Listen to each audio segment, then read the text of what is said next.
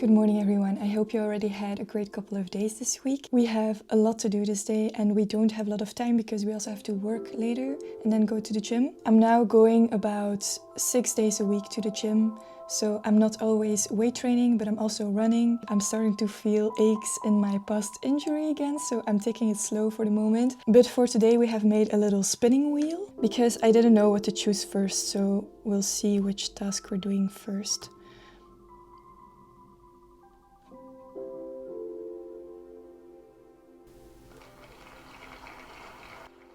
Alright, let's go. As you can see, we are first writing the paper today for the research project that I'm working on for psychology.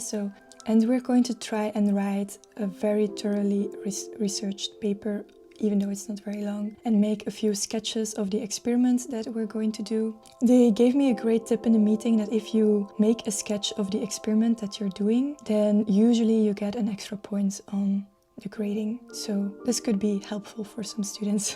So let's do this. Let's write the paper first and then try to tick off as many boxes from the to-do list as possible.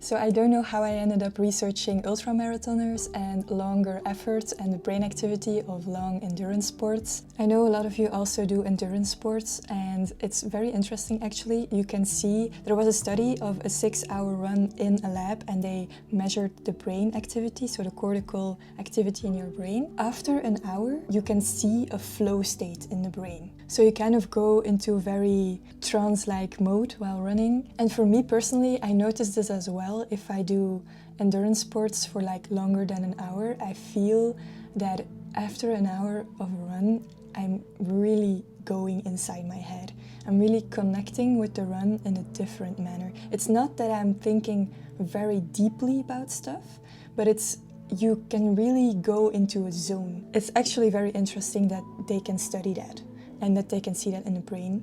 Another thing, I don't know if I already mentioned this, but you can also see this when you talk to people that you really like. For example, if you really connect with someone, you can see that in the brain. So when you have a very similar energy with someone and you really feel at ease with a person, the brain waves are going more synchrone. Your wavelengths are literally matching up. They studied this with a kind of technical construction and two people had to sit in the construction and then they had to talk with each other, and when their conversations were starting to get more intertwined and more connected, the thing started to move. So they placed their hands on each other and they started talking, and when their wavelengths were connecting, the machine started to move. It's very interesting to see that you can really see a connection between two people in the brain by the way that their wavelengths are connecting. That's so interesting.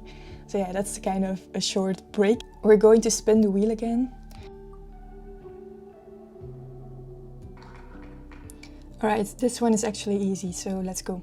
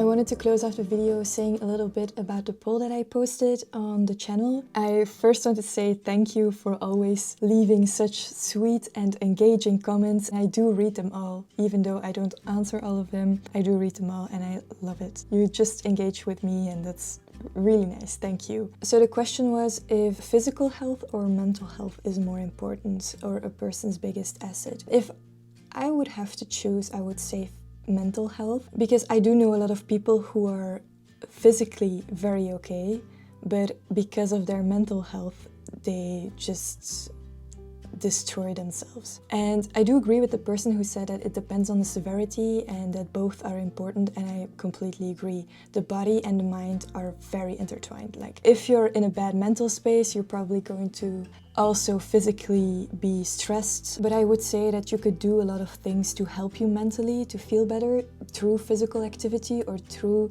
eating clean, less sugar, maybe going for a walk after dinner to lower your blood sugar. It's just very good for your digestion, sleep enough, or just try to regulate yourself a little more. Don't flood yourself with dopamine. All of these little things really help you in the long run. What's been helping me a lot lately, I've been feeling a little better now, so I'm still struggling, but it's a little better mentally. And what's been helping me a lot is to listen to podcasts of people who really got it together and who give great advice, who talk about mental topics, but also about creating good habits. Yeah, and just that you can surround yourself with content of people who are in the mental state that you want to regain. Also, don't forget your goals, and that if they scare you and if you want to procrastinate, this friction that you feel is really important because it means that it's the bigger goal that you chose for yourself. And if you wouldn't feel any friction or need to procrastinate, it would also mean that you maybe didn't reach high enough for your dreams. I'm kind of interpreting this low moment a little bit like just another roadblock that I'm going to build around and get through. If you have any great podcasts or episodes or specific things that really helped you mentally or great advice that really helped you mentally, feel free to drop it in the comments. I would really appreciate it. I do read all the comments. I love to read all the comments, and thank you for all the support always. Yeah, thank you so much for watching, and until next week.